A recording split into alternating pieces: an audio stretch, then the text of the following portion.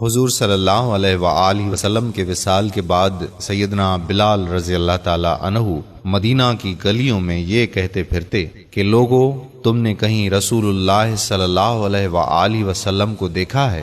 اگر دیکھا ہے تو مجھے بھی دکھا دو۔ پھر کہنے لگے کہ اب مدینے میں میرا رہنا دشوار ہے، اور شام کے شہر حلب میں چلے گئے۔ تقریباً 6 ماہ بعد آپ صلی اللہ علیہ وآلہ وسلم کی خواب میں زیارت نصیب ہوئی تو آپ صلی اللہ علیہ وآلہ وسلم فرما رہے تھے، اے بلال، یہ کیا بے وفائی ہے؟ تو نے ہمیں ملنا چھوڑ دیا، کیا ہماری ملاقات کا وقت نہیں آیا؟ خواب سے بیدار ہوتے ہی اونٹنی پر سوار ہو کر لبیک یا سیدی یا رسول اللہ کہتے ہوئے مدینہ منورہ کی طرف روانہ ہو گئے۔ جب مدینہ منورہ میں داخل ہوئے تو سب سے پہلے مسجد نبوی پہنچ کر حضرت بلال رضی اللہ تعالی عنہ کی نگاہوں نے عالم وارفتگی میں آپ صلی اللہ علیہ وآلہ وسلم کو ڈھونڈنا شروع کیا۔ کبھی مسجد میں تلاش کرتے تو کبھی حجروں میں۔ جب کہیں نہ پایا تو آپ صلی اللہ علیہ وآلہ وسلم کی قبر انور پر سر رکھ کر رونا شروع کر دیا اور عرض کیا کہ یا رسول اللہ صلی اللہ علیہ وآلہ وسلم، آپ نے فرمایا تھا کہ آ کر مل جاؤ، غلام حلب سے بہر ملاقات حاضر ہوا ہے، یہ کہنا تھا، اور بے ہوش ہو کر مزار پر انوار کے پاس گر پڑے۔ کافی دیر بعد ہوش آیا۔ اتنے میں سارے مدینے میں یہ خبر پھیل گئی کہ مؤذن رسول صلی اللہ علیہ وآلہ وسلم حضرت بلال رضی اللہ تعالی عنہ آ گئے ہیں۔ مدینہ طیبہ کے بوڑھے، جوان، مرد و عورت اور بچے اکٹھے ہو کر عرض کرنے لگے کہ بلال، ایک دفعہ وہ اذان سنا دو نا جو محبوب خدا صلی اللہ علیہ وآلہ وسلم کے زمانے میں سناتے تھے۔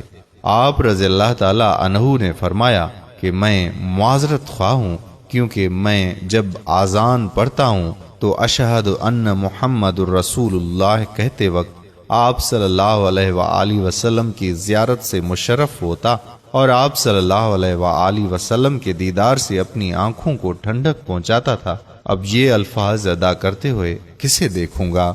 بعض صحابہ کرام رضوان اللہ علیہم نے مشورہ کیا کہ حسنین کریمین رضی اللہ عنہما سے سفارش کروائی جائے، جب وہ حضرت بلال رضی اللہ تعالی عنہ کو اذان کے لیے کہیں گے تو وہ انکار نہیں کر سکے گا۔ چنانچہ امام حسین رضی اللہ تعالی عنہ نے حضرت بلال رضی اللہ تعالی عنہ کا ہاتھ پکڑ کر فرمایا کہ اے بلال، ہم آپ سے وہی اذان سننا چاہتے ہیں جو آپ ہمارے نانا جان اللہ کے رسول صلی اللہ علیہ وآلہ وسلم کو اس مسجد میں سناتے تھے۔ اب حضرت بلال رضی اللہ تعالی عنہ کو انکار کا رایہ نہ تھا، لہذا اسی مقام پر کھڑے ہو کر اذان دی جہاں حضور پر نور صلی اللہ علیہ وآلہ وسلم کی ظاہری حیات میں دیا کرتے تھے۔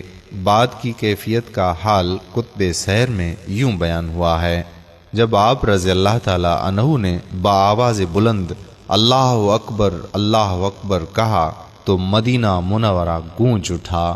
آپ جیسے جیسے آگے بڑھتے گئے جذبات میں اضافہ ہوتا چلا گیا۔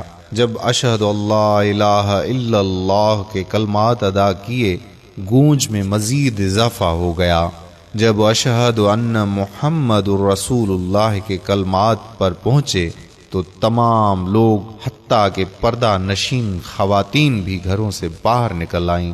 رقت و گریہ زاری کا عجیب منظر تھا۔ لوگوں نے کہا رسول اللہ صلی اللہ علیہ وآلہ وسلم تشریف لے آئے ہیں۔ آپ صلی اللہ علیہ وآلہ وسلم کے وصال کے بعد مدینہ منورہ میں اس دن سے زیادہ رونے والے مرد و زن نہیں دیکھے گئے۔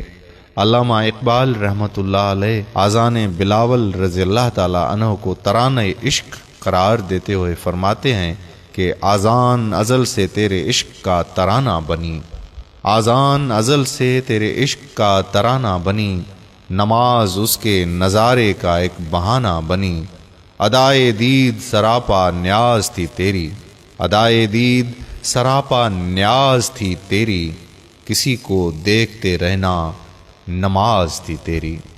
سبحان اللہ۔